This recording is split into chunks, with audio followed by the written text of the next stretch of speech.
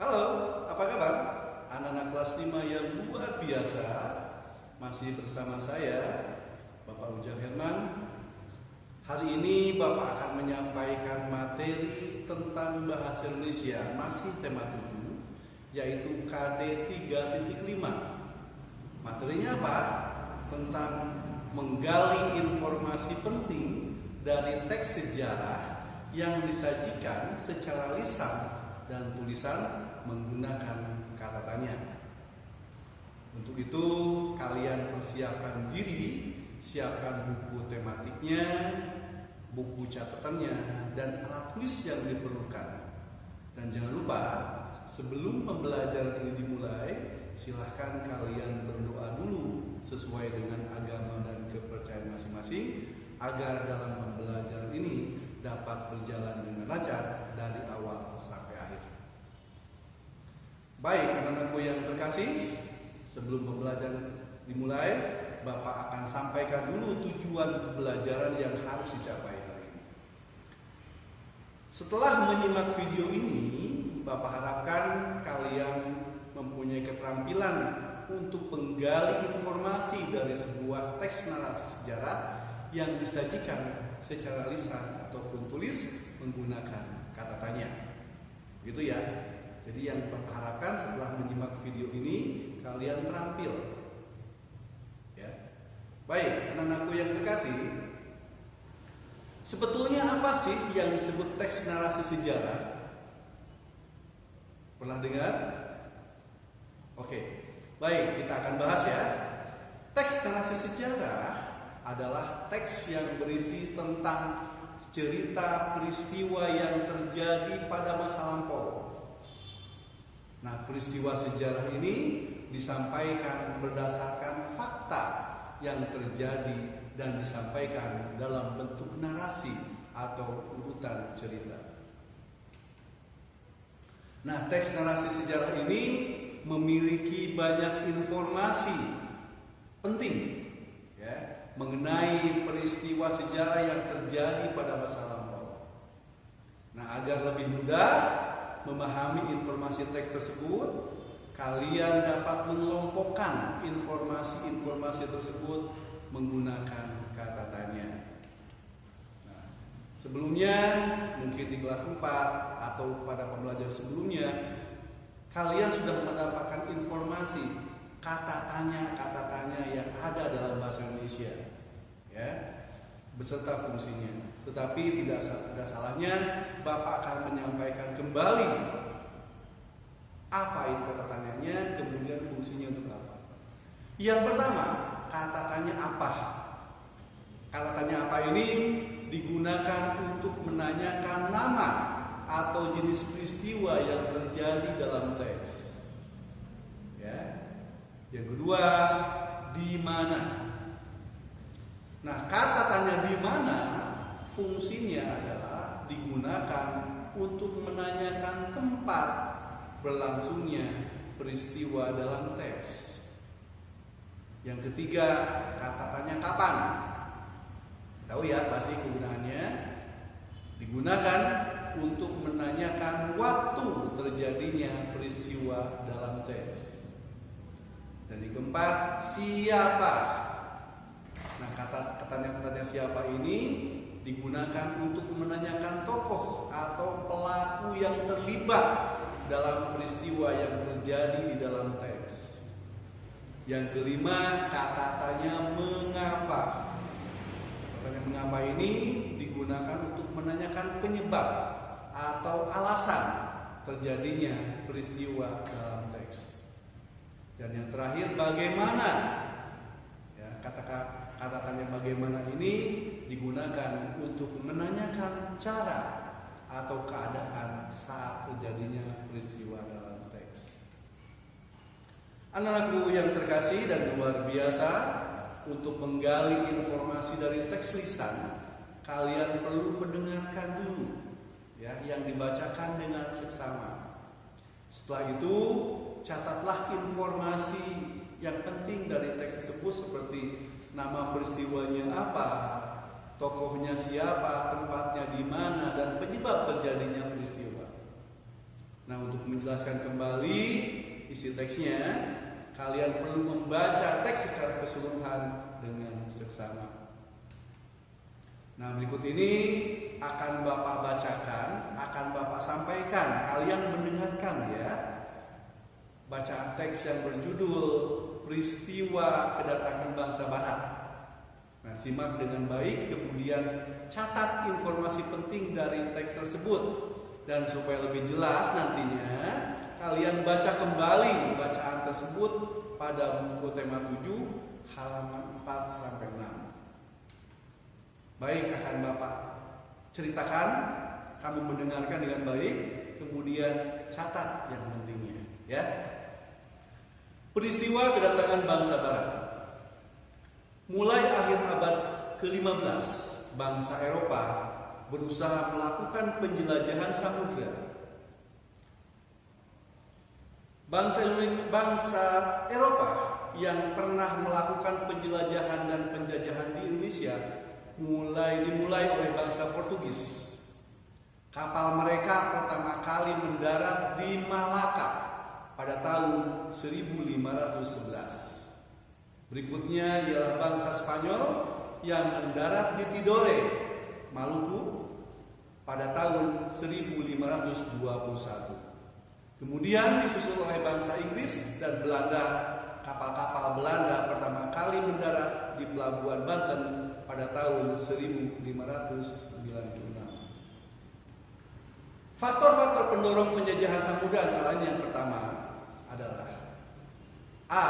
Adanya keinginan mencari kekayaan atau gold. Kekayaan yang mereka cari terutama adalah rempah-rempah. Sekitar abad 15 di Eropa, harga rempah-rempah sangat mahal. Harga rempah-rempah semahal emas atau gold. Mereka sangat membutuhkan rempah-rempah untuk industri obat-obatan dan bumbu masak. Faktor yang kedua adalah B. Adanya keinginan menyebarkan agama atau gospel. Selain mencari kekayaan dan tanah jajahan, bangsa Eropa juga membawa misi khusus. Misi khusus tersebut adalah menyebarkan agama kepada penduduk daerah yang dikuasainya. Tugas mereka ini dianggap sebagai tugas suci yang harus dilaksanakan ke seluruh dunia dan dipelopori oleh bangsa Portugis. Yang C-nya, adanya keinginan mencari kejayaan atau glory. Di Eropa ada suatu anggapan bahwa apabila suatu negara mempunyai banyak tanah jajahan, negara tersebut termasuk negara yang jaya atau glory. Dengan adanya anggapan ini, negara-negara Eropa berlomba-lomba untuk mencari tanah jajahan sebanyak-banyaknya. Dan yang keempat, yang D, perkembangan ilmu pengetahuan dan teknologi. Ilmu pengetahuan dan teknologi berkembang pesat. Contohnya sebagai berikut. 1. Dikembangkannya teknik pembuatan kapal yang dapat digunakan untuk mengarungi samudra. Yang kedua, ditemukannya mesiu untuk persenjataan. Senjata dapat digunakan untuk melindungi pelayaran dari ancaman bajak laut dan sebagainya. Yang ketiga, ditemukannya kompas. Kompas digunakan sebagai petunjuk arah sehingga para penjelajah tidak lagi bergantung pada kebiasaan alam. Untuk menentukan arah, biasanya mereka berkorban pada bintang, sehingga jika angkasa tertutup awan, mereka tidak dapat lagi meneruskan pelayarannya. Dengan kompas, mereka bebas berlayar ke tanah, ke arah manapun tanpa gangguan, baik siang maupun malam. Nah, demikian bacaannya. Ya, tentunya sambil mendengarkan bacaan yang Bapak bacakan tadi, tentunya kalian sudah mencatat hal-hal yang penting kan? Oke. Nah, berdasarkan bacaan yang sudah Bapak bacakan tadi, kita akan mengelompokkan informasi-informasi tersebut menggunakan kata tanya. Buatlah pertanyaan menggunakan kata tanya, kemudian beserta jawabannya. Oke, kita coba. Yang pertama, kita akan membuat kata tanya dari kata siapa. Dari bacaan tadi kita akan buat pertanyaan, siapa yang dimaksud dengan bangsa barat? Itu ya, siapa yang dimaksud dengan bangsa barat? Jawabannya pasti adalah bangsa-bangsa Eropa. Yang kedua, pakai kata tanya apa? Ya, pertanyaan apa? Pertanyaannya, apa faktor yang melatar belakangi bangsa barat melakukan penjajahan di Indonesia? Tentu jawabannya ingin menguasai negara penghasil rempah-rempah. Yang ketiga, kita akan menggunakan kata tanya kapan. Nah, pada bacaan tadi kita buat pertanyaannya, kapan bangsa barat mulai melakukan penjelajahan samudra? Jawabannya tadi sudah disampaikan pada bacaan tadi, yaitu pada tahun 1511. Yang keempat, kata tanya yang digunakan adalah kata tanya di mana. Pertanyaannya, di mana bangsa barat pertama kali mendarat di Indonesia? Di mana? Jawabannya tepat sekali, yaitu di Tidore dan Maluku. Yang kelima, kita akan menggunakan kata tanya mengapa. Pertanyaannya, mengapa bangsa barat melakukan penjelajahan samudra? Jawabannya pasti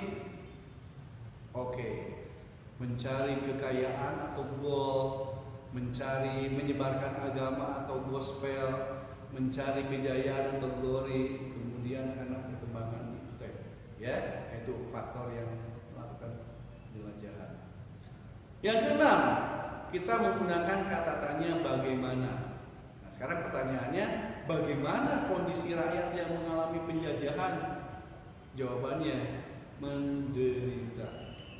Ya, itu. Jadi ada 6 pertanyaan dari bacaan tadi menggunakan kata tanya yang sudah Bapak sampaikan di depan. Baik, anak-anakku yang terkasih, selanjutnya Bapak akan jelaskan tentang ulasan pada sebuah teks bacaan. Nah, sebetulnya apa sih ulasan pada sebuah teks bacaan tersebut? Nah, yang dimaksud dengan ulasan adalah merupakan bentuk penilaian terhadap sebuah karangan atau bacaan atau teks yang telah kita baca. Ya. Nah, ulasan ini biasanya memuat apa saja? Apa yang ada di dalam ulasan ini? Yang pertama, biasanya judul teks dulu. Apa judulnya? Yang kedua, bagian yang paling menarik dari teks. Ya, bagian yang paling menarik dari teks tersebut. Yang ketiga, informasi penting dari isi teks tersebut. Informasi penting. Kemudian yang keempat, pendapat kita tentang teks tersebut. Apakah baik atau bagus atau jelek dan sebagainya, pendapat kita. Ya. Kemudian yang terakhir, menyertakan juga alasan kita pada saat kita menyarankan atau tidak menyarankan untuk teks ini. Jadi ada 5 di situ, ya, 5 komponen yang memuat ulasan sebuah teks. Ya. Nah, di buku dan di layar ini Bapak akan tampilkan contoh ulasan teks pada teks yang tadi yang sudah Bapak bacakan, yang berjudul Peristiwa Kedatangan Bangsa Barat yang sudah Bapak bacakan tadi, ya. Nih contohnya. Judul teksnya apa? Jelas judul teksnya adalah Peristiwa Kedatangan Bangsa Barat. Komponen yang kedua adalah bagian yang paling menariknya apa? Menurut Bapak, ya, bahwa yang menarik pada saat teks tersebut adalah harga rempah-rempah pada saat itu setara dengan harga emas. Kemudian apa sih informasi pentingnya? Nah, informasi pentingnya adalah bangsa barat melakukan penjelajahan samudra sejak abad 15. Nah, kemudian faktor yang melatar belakangi penjelajahan tersebut adalah gold, glory, gospel, dan perkembangan itu. Kemudian untuk pendapat saya tentang teks ini, Bapak isi, misalkan pendapat saya yaitu teks ini menarik untuk dibaca. Karena apa? Karena memberikan informasi mengenai latar belakang kedatangan bangsa Eropa ke Indonesia. Kemudian yang terakhir, saya menyarankan atau tidak menyarankan teks ini.